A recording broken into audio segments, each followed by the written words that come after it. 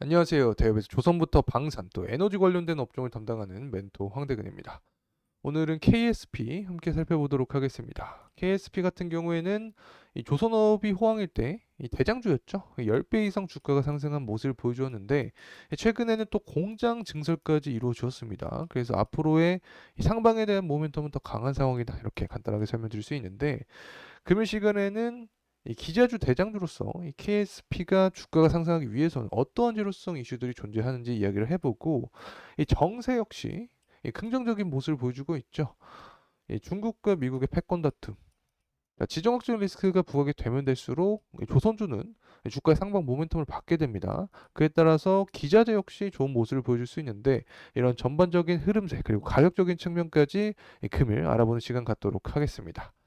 그리고 한 가지 더 말씀드리고 싶은 부분이 있는데 저희 대기업 정말 다양한 전문가들이 각각의 업종 분야에서 하루하루 종목들을 열심히 분석해 나가고 있으니까 많은 관심 부탁드립니다. 우선은 수급적인 측면부터 살펴보도록 하죠. 최근까지 개인의 매집세가 더 강한 모습을 보여주고 있습니다.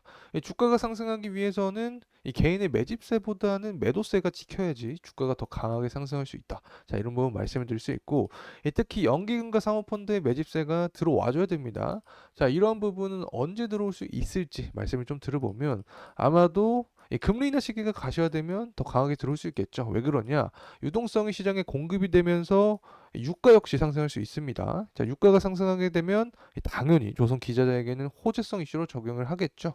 그래서 이 부분을 통해서 연기금과 사모펀드 매집세가 들어올 수 있다. 자, 이렇게 말씀드릴 수 있고 또 미국의 대선이 다가오고 있죠. 자, 그래서 이 미중 갈등이 더 심화되면 될수록 연기금과 사모펀드의 매집세가 들어올 수 있다. 자, 이렇게 말씀드립니다.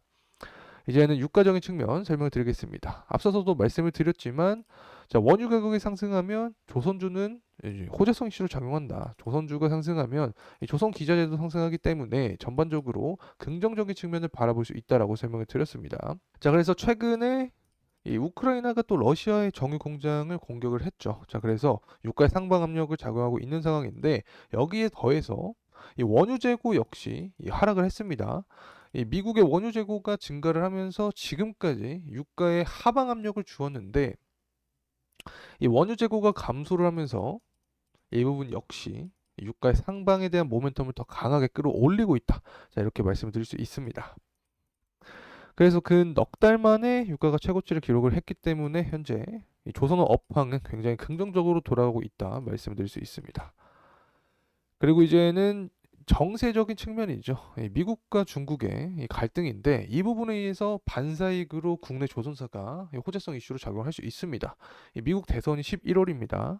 이 바이든과 트럼프가 이 대선을 하는데 이 지지율 측면에서 바이든이 좀 떨어진 모습을 보여주고 있죠. 그래서 표심을 얻기 위해서는 이 중국에 대한 제재를 더 강하게 할 수밖에 없는 상황인 거죠. 그래서 전반적으로 이 중국의 불공정 무역 행위에 대한 조사를 착수할 것이다. 자, 그렇게 되면서 이 중국과 한국의 양강 체제였던 조선업에서 한국이 반사이익을 통한 이 수혜를 받을 수 있을 것이다. 자, 이런 전망이 현재 예측이 되고 있습니다. 자, 그래서 이 전반적으로 유가적인 측면도 그렇고 정세적인 측면도 그렇고 이 조선업에는 긍정적인 이슈만 존재를 하고 있다. 이렇게 말씀드립니다. 자, 이제 성과지수에 대한 측면 좀 살펴보도록 하겠습니다. 성과지수는 뭐 계속해서 우상을 하고 있죠. 제가 말씀드렸던 부분이 유효하게 작용을 하고 있습니다. 특히 이 선별지수, 선별수주를 하게 되면서 성과지수는 계속해서 상승할 것이다. 그리고 이 친환경 기술력이 굉장히 뛰어나죠. 그래서 이 부분을 통해서도 한동안은 높은 성과지수를 유지할 수 있을 것이다라고 말씀드렸습니다. 자, 이러한 부분을 제가 계속해서 영상을 통해서 또 다뤄드리도록 할 테니까 끝까지 시청해 주시고 관심 가져주시면 감사하겠습니다. 자, 다음 넘어가서 철광석 가격입니다. 철광석 가격은 후판 가격과 연관이 있죠. 후판 가격은 조선업 비용입니다. 그래서 전반적으로 이 철광석 가격이 떨어져야 비용이 감소하면서 이 실적이 좋아지면서 주가도 좋은 흐름을 보여줄 수 있다. 이렇게 설명드릴 수 있죠. 철광석 가격은 최근 들어서 계속해서 하락하는 모습을 보여주고 있습니다. 이 부분을 통해서 우리는 긍정적인 시그널로 생각을 해볼 수 있겠죠. 특히 작년 하반기에 이 철광사와 조선 업계가 후판 협상을 했는데 결국에는 이 철광사가 좀 불리하게 다시 말하면 이 조선 업체들이 유리하게 협상을 마무리했습니다. 이 당시에 이 중국산 중국산 후판을 굉장히 많이 수입하게 되었죠. 가격도 싸고 퀄리티도 어느 정도 올라왔기 때문에 중국산 후판을 써도 문제가 되지 않은 상황이었다. 특히 일본의 후판 역시 엔저 현상으로 인해서 퀄리티가 높음에도 불구하고 값싸게 살 수 있었습니다. 그래서 중국이 아니라 이 한국의 철강사들은 이 가격을 낮출 수밖에 없었다. 경쟁력이 없기 때문에. 자, 그래서 이 금년도 상반기에 다시 한번 조선과 철강의 협상전이 이루어질 예정인데 현재 앞서도 살펴봤듯이 이 철강석 가격이 하락을 하고 있죠. 자, 그래서 이 철강사 입장에서는 이 후판 가격을 올리긴 쉽지 않을 것이다. 이런 전망을 제가 개인적으로 하고 있습니다. 그래서 이 부분이 역시 이 조선주에는 긍정적인 모습으로 작용할 수 있다. 이렇게 말씀드립니다. 이제는 가격적인 측면을 살펴보도록 하겠습니다. KSP는 현재 이 3,850원의 가격대를 형성을 해주고 있습니다. 추세적으로 이 상승 추세를 이어가는 모습을 보여주고 있죠. 앞서서도 설명을 드렸지만 KSP 같은 경우 이 조선업 업황이 호황일 때 당시에 이 주가가 10배 이상 상승한 이력이 있습니다.